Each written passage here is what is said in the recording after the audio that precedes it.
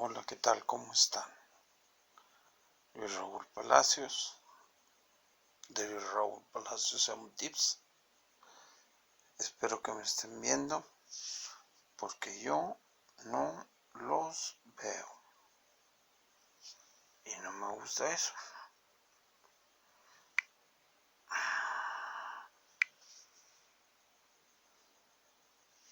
Ahí ya los veo. Espero que me vean a mí. Ya es la 1:30 de la mañana. Está mi familia dormida. Y hoy vamos a empezar el segundo video de la investigación que estoy haciendo. ¿Quién miente? ¿Quién es cómplice por omisión de corrupción? ¿El fiscal, el presidente o ambos? Porque el presidente decía que todas esas complicidades se hacían con el visto bueno del presidente. Pero curiosamente nadie lo toma en cuenta. A continuación voy a poner en pausa y continuamos ya en el video. Determina que debe arrestarse de Luis Cárdenas Palomino por la tortura ejecutada contra Israel Vallarta y otros por el caso Flores Cassés, al libro los cómplices del presidente. Si quiero entender por qué Felipe Calderón está empeñado en crear este partido político México Libre, por qué está empeñado en estar en la escena pública, tengo que regresar a los cómplices del presidente. Si quiero entender por qué Genaro García Luna está donde está ahora en Nueva York y por qué están coacusados tantas personas junto con él, ex policías corruptos, tengo que regresar a mi propio libro de los cómplices del presidente, porque es realmente el inicio de toda una serie de investigaciones que hice en torno a Felipe Calderón, a Genaro García Luna y a este grupo político y policíaco desviado, corrupto, que ha causado tanto daño en nuestro país. Ahora, desde diciembre pasado, después de la detención de García Luna, es que la editorial Grijalbo y yo decidimos relanzar este libro. Lo lanzamos, de hecho, la nueva impresión fue desde enero pasado. Por desgracia, con todo este asunto del COVID y esto, no pudimos hacer la promoción que estábamos pensando, pero es un libro que fue relanzado en el contexto de esta detención de Genaro García Luna, en el contexto de revalorizar toda esta información documental que estaba ya escrita desde 2008. Hoy algunos políticos, algunos periodistas, algunos jueces, algunos responsables de la justicia dirán, ¡ay, pero estamos ahora descubriendo quién es Felipe Calderón y estamos descubriendo sus problemas con el alcohol y estamos descubriendo su complicidad con García Luna y estamos...! No, porque decir esto es justificar por qué no hubo justicia, justificar por qué no se hizo nada al respecto de Felipe Calderón, de García Luna y de otros. Es importante que la gente sepa y recuerde que esta historia se contó, se contó y documentó y quedó impune en el sexenio de Felipe Calderón y de Enrique Peña Nieto.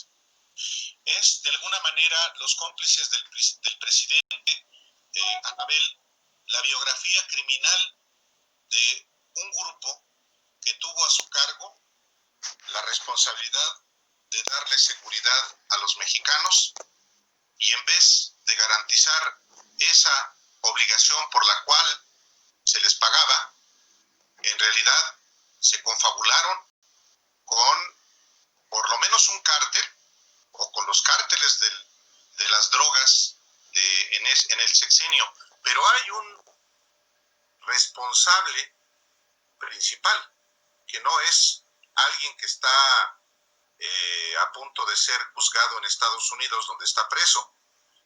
No Genaro García Luna, me refiero a Felipe Calderón, quien fue el que avaló todo el comportamiento que tuvieron Genaro García Luna, Facundo Rosas y toda la camarilla que se articuló en la Secretaría de Seguridad Pública en ese sexenio.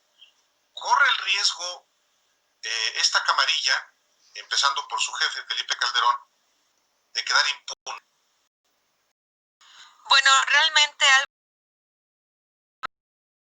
Álvaro, presidente, es parte de una serie de 4 libros que he publicado a lo largo de estos casi los cómplices del presidente, después Los Señores del Narco en 2010, después México en Llamas en 2012 y ahora El Traidor en 2019. Son 4 libros donde los personajes principales recurrentes, además del cártel de Sinaloa, es Felipe Calderón, Genaro García Luna y todo este séquito y grupo de policías desviados corruptos. Es parte, por decirlo de alguna manera, es la primera parte de esta serie de libros donde voy avanzando en mis investigaciones hasta llegar a este clímax que es El Traidor, donde ya directamente es el hijo del Mayo Zambada que narra y confirma todo lo que yo he publicado en mis otros libros. De una manera indirecta, también está relacionado el libro de La verdadera noche de Iguala. Así es. Porque muchos de estos actores que participaron en encubrir los hechos que ocurrieron en Iguala, muchos de los actores que participaron directa e indirectamente esa noche, eran parte de ese mismo grupo criminal. Por ejemplo, el propio Tomás Herón de Lucio y el propio Omar García Harfuch, que ahora es el secretario de Seguridad Ciudadana en la Ciudad de México, pero que forma parte de ese mismo grupo de Genaro García Luna desde aquel entonces, del sexenio de Felipe Calderón, y fue un actor principal esa terrible noche en Iguala. Así que en realidad, si tú lo ves, yo misma me sorprendo realmente, porque cuando empiezo mis investigaciones, no es que yo me obsesione con personajes, es que si los voy encontrando una y otra vez, tengo que volver a mencionarlos. Y si uno ve la constante de estos 5 libros, la constante de estos 5 libros son esos personajes primeramente mencionados en aquel libro de Los cómplices del presidente.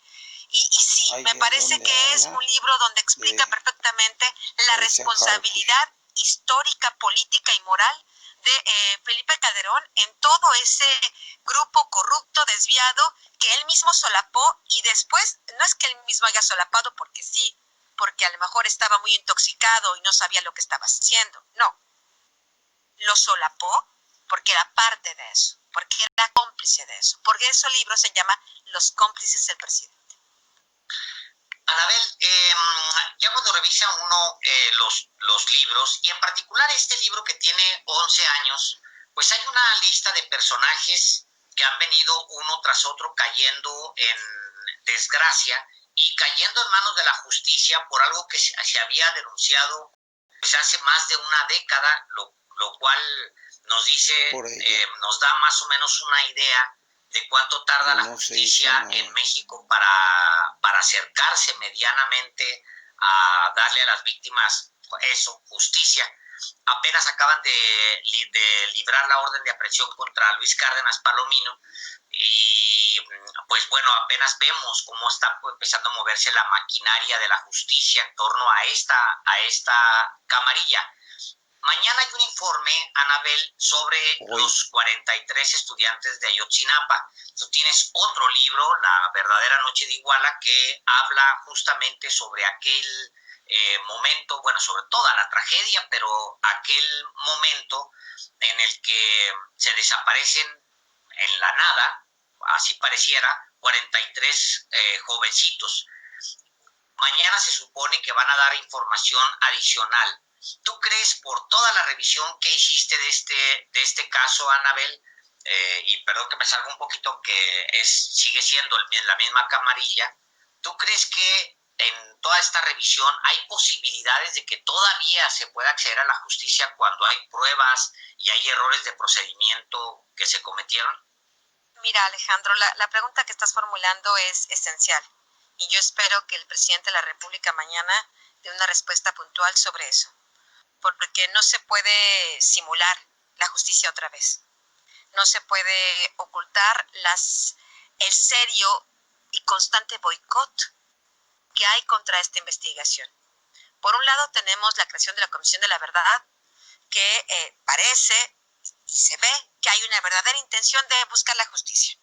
Yo he hablado con padres de familia diciéndoles, pero ustedes no están molestos, pero usted me dice, es lento, ha sido un proceso lento, pero vemos que el presidente de la República sí ha destinado los recursos para la Comisión de la Verdad, que el presidente de la República sí ordena cosas. Ok, desde ese punto de vista pareciera que, al menos políticamente, Andrés Manuel López Obrador está haciendo lo correcto.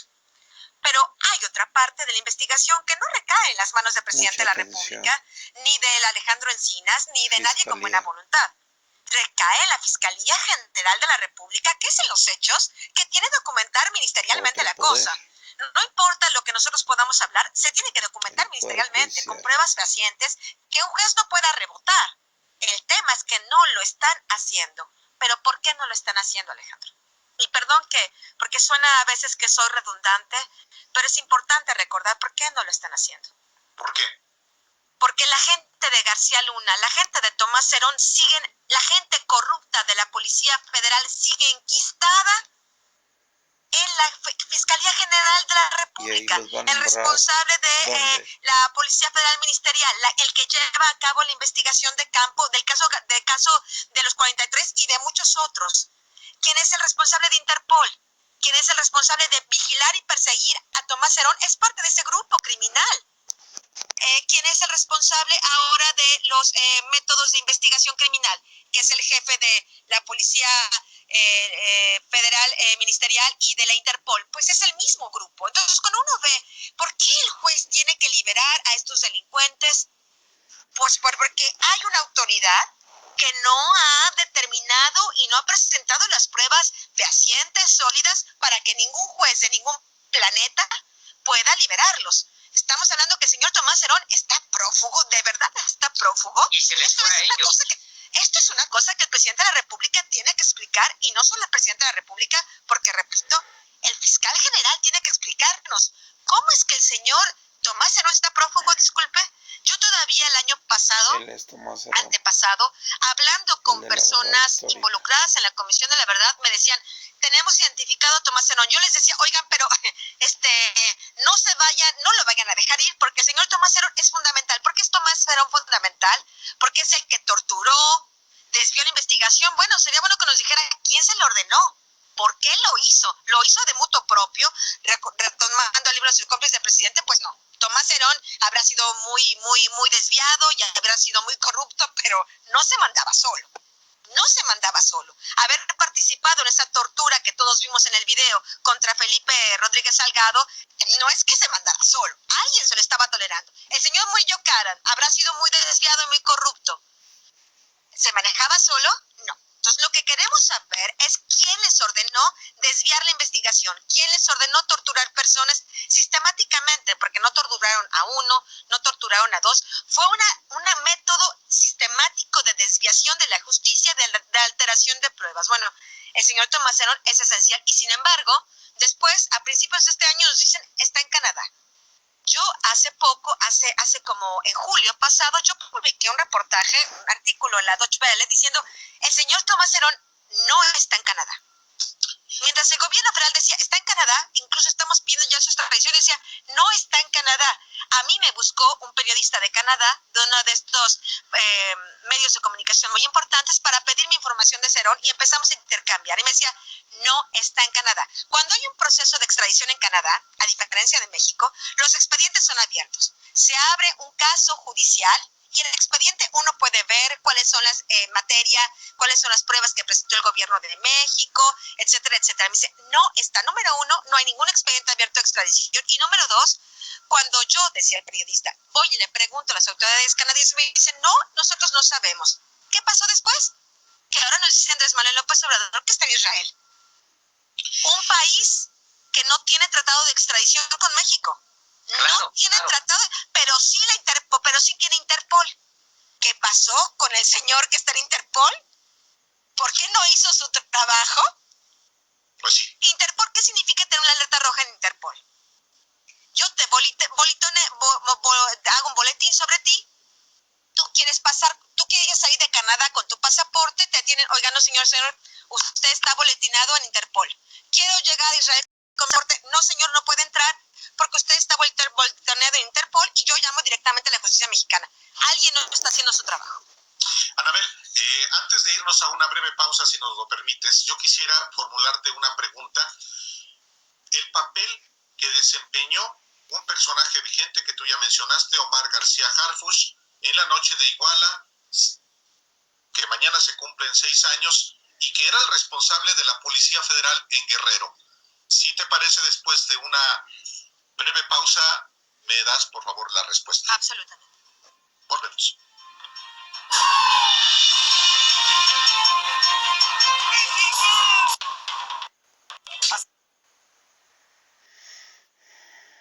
Ahí es donde yo les decía que es imposible que no supieran y no sepan dónde está Tomás Herón, si el encargado de la Interpol tiene contacto en todos estos países y sabe dónde está. Y no se lo dice al fiscal, o no se lo dice,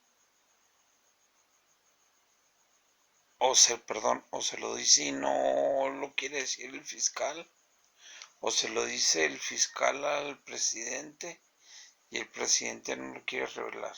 A continuación vamos a oír qué pasa con García Harfuch. Ya le mataron un hermano. A García Harfuch ya le mataron un hermano. Ya lo intentaron matar por algo muy sencillo. No quieren que hable. Estos consejos. Continúa las medidas de higiene. Lavarte las manos. 15. Es decir, antes y después de Ayotzinapa, él era el único y total responsable Harfuch. de lo que hacía o no hacía la Policía Federal en Guerrero. Están los documentos. Número 2. El señor Omar García Harfuch quiere dormir a la gente, quiere, tal vez a la señora Claudia Sheinbaum le ha contado esta historia. Bueno, la señora Claudia Sheinbaum imagino que es un poco más inteligente y puede simplemente pedir el mismo expediente que yo lo pedí. No me quiere creer, que lo pida. Solo tiene que pedirlo, solo tiene que levantar el teléfono. Quiero todo el expediente interno de la Policía Federal que existe de Omar García Harfuch. Se va a llevar muchas sorpresas. Yo lo voy a publicar en pocos días, pero se va a llevar muchas sorpresas. Ya levanta el teléfono y lo pide, lo podrás saber. Pero el punto es que yo tengo el expediente y el 26 de septiembre, él dice, yo no estaba en Iguala. A mí me mandaron a Michoacán. Yo estaba en Michoacán. Pongan no mucha estaba en atención, Iguala. por favor. Quien se manda a Michoacán en un documento sin firmas y sin sellos es el propio García Harfuch. Cuando ocurre todo esto de Ayotzinapa, surge un documento donde Omar García Harfuch está ordenando a Omar García Harfuch ir a Michoacán para que un traslado, para que un permiso, para que una comisión a un policía federal, imagínate, de este nivel de coordinación estatal tenga vigencia, tenga solidez, tiene que mandarse a un jefe. No es que él pueda decirme, yo me autoenvío a Michoacán como eso no puede ser. Él pensará que este documento lo exime, pero señor Omar García Harfuch, no es así.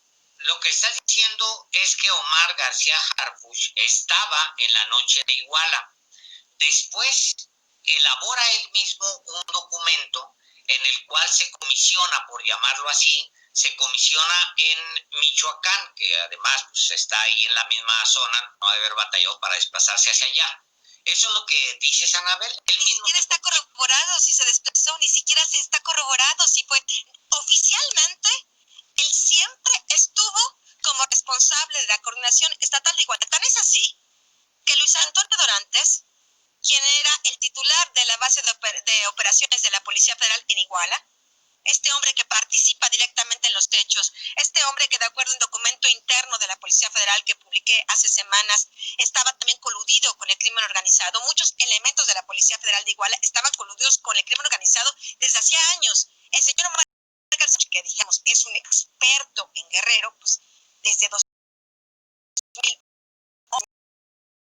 si no me equivoco, estaba ya enviado constantemente a Guerrero, si algunos podían saber quiénes estaban de la Policía Federal involucrados en el crimen organizado, pues sería el señor Omar García Harfuch. Imagino, porque si ahora tiene este nivel de tener a la policía más importante de México bajo su cargo, debe tener alguna capacidad para distinguir esto. Bueno, pues lo distinguió, lo solapó. El señor Luis Antonio Dorantes, y tengo la copia de los oficios, le está mandando oficios dirigidos directamente a Omar García Harfuch como coordinador estatal de la Policía Federal de Guerrero, 26 de septiembre, 27 de septiembre, 28 de septiembre. Tengo la copia de los oficios. Ni modo que el señor Dorantes no supiera quién estaba o quién no estaba a cargo. Sí, están en comunicación directa. Yo he estado hablando con varios policías federales para preguntarles un poco cuál es la cadena de mando. Yo soy el jefe policíaco de la Policía Federal en Jalapa. Ocurre una cosa en Jalapa. ¿Qué es lo primero que tengo que hacer? Lo primero que tiene que hacer la cadena de mando es llamarle directamente, no me refiero solo en un oficio, llamar directamente al coordinador de la Policía Federal en Veracruz y decirle, señor, está ocurriendo esto. El coordinador estatal de Veracruz llama a oficinas centrales de la Policía Federal y es así como se desencadena toda la cadena de mando. Bueno, el señor Dorantes, por supuesto, sabía que a quien tenía que llamarle, a quien tenía que dirigirse, a quien tenía que pedir instrucciones era Omar García Harfuch. Y Omar García Harfuch, vaya, no hay necesidad, si la jefa de gobierno de la Ciudad de México quiere saber si efectivamente Omar García Harfuch estuvo en Guerrero, pues lo único que tiene que hacer es entrar a la página de servidores públicos donde están las declaraciones patrimoniales de García Harfuch, y claramente queda establecido ahí que él era el responsable de la vigilancia en el estado de Guerrero por parte de la Policía Federal. Es muy sencillo, pero tú documentas algo que es muy relevante. Cuando los hechos de Iguala, él se da permiso, él se pide permiso. Oye, Omar, ¿me das permiso de ir a Michoacán? Y Omar García Harfuch le dice, sí, Omar García Harfuch, vete a Michoacán. Él quiere... Y se asigna viáticos. Se asigna viáticos. Dame viáticos, claro, Omar. Parece cómico de no ser por la enorme relevancia que tiene por un hecho criminal y por la responsabilidad que hoy tiene con los habitantes de la Ciudad de México. Es correcto, es una persona que, de acuerdo a la investigación que yo tengo en curso, si no porque no solo investigo a la gente vinculada a García Luna, sino nunca he dejado de investigar. Durante estos 6 años he investigado el caso Ayotzinapa. Estoy investigando en este momento a toda la Policía Federal de nuevo. Yo ya he hecho mi investigación, ya en la verdadera noche de Iguala había dicho, los policías federales, ahora con este nuevo documento que tuve de las pruebas de polígrafo, donde los propios policías federales confiesan, no solo participamos, sino sabíamos con anterioridad que iba a ocurrir el ataque. Ahora el papel de Omar García Harfuch, investigarlo, cuestionarlo. Bueno, señor García Harfuch, ¿y que usted no sabía que su gente en la Iguala estaba involucrada en el crimen organizado? No olvidemos un dato fundamental, Álvaro. El nombre de Omar García Harfuch aparece en la agenda de Sidronio Casarrubias. Era lo que te iba a preguntar precisamente, de uno de los jefes del cártel Guerreros Unidos de Guerrero, efectivamente. Y yo tengo acceso, como muchos otros periodistas, yo tuve copia de todas estas famosas llamadas de Chicago, que aún sigo analizando porque yo he encontrado cosas diversas que los otros han encontrado, y bueno, me gustaría poner esto bajo la lupa y la mirada de los ciudadanos y que ellos saquen las conclusiones. ¿Podría ser que en esas llamadas estuviera Omar García Harfuch? Espera. En estas llamadas de Chicago hay recurrentemente el nombre de Omarcito. Omarcito, que pide demasiado dinero al cártel, a esta organización de los Casarrubias, y que no cumple con sus compromisos. Siempre está pidiendo dinero, se quejan de eso. Es que Omarcito siempre... Bueno, pues si pide dinero es que debe ser una autoridad. Repito, dicen Omarcito. quiero ser muy responsable, no viene el nombre completo de Omar García Harfuch, dicen Omarcito, pero lo mencionan como una autoridad que está pidiendo dinero, por un lado. Pero si uno cruza ese Omarcito con la agenda de Sidronio Casarrubias, bueno, ahí podríamos tener una hipótesis que me parece que el gobierno tiene la obligación de solventar. Uy. Anabel, pues qué barbaridad, siempre un enorme gusto tenerte aquí en Los Periodistas. Gracias una vez más. No, al contrario, gracias a usted.